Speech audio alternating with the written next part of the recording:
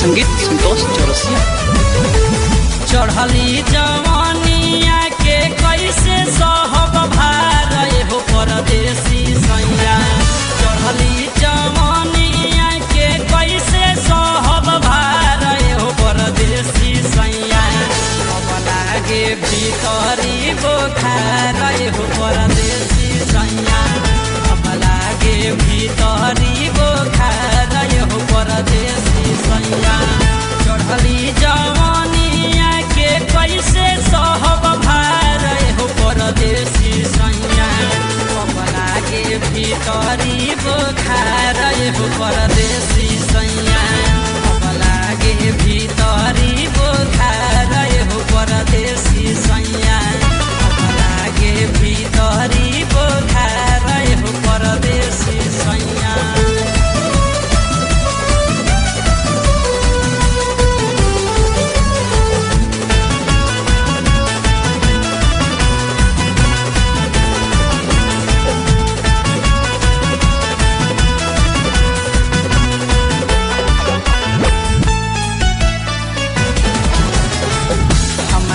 के देवरा रोज बोलावता दलानी में। दुख न सहता राजा हमारा से पलानी में।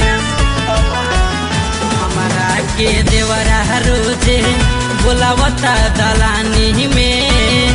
दुख न सहता राजा हमारा से पलानी में। एक बतिया कहेला हमसे बारे हो परदेसी सैया। अब लागे भीतरी बोखार हो परदेसी सैया। अब लागे भीतरी बोखार हो परदेसी सैया। अब लागे भीतरी बोखार हो परदेसी सैया।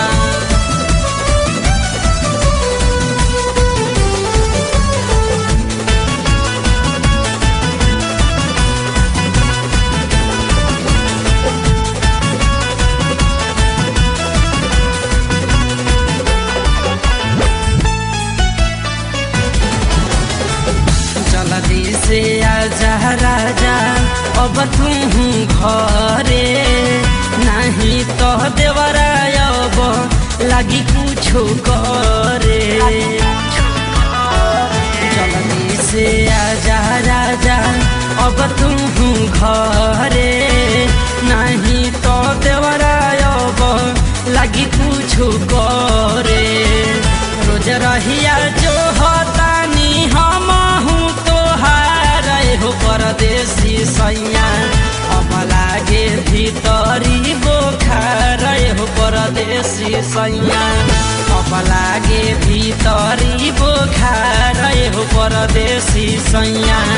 अब लागे भीतरी बोखार हो परदेसी सैया।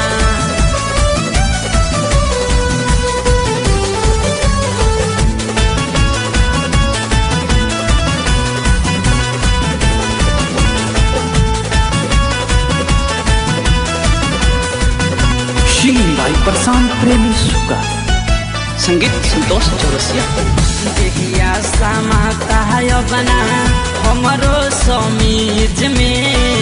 मन करे जाके कहीं रख दी फ्रीज में। देखिया समाता है बना हमारो समीज में। मन करे जाके कहीं रख दी फ्रीज में। परसिद्धि प्रशांत सतेंद्र बनले तो हरियार हो परदेसी सैया। अब लागे भीतरी बोखार हो परदेसी सैया। अब लागे भीतरी बोखार हो परदेसी सैया। अब लागे भीतरी बोखार हो परदेसी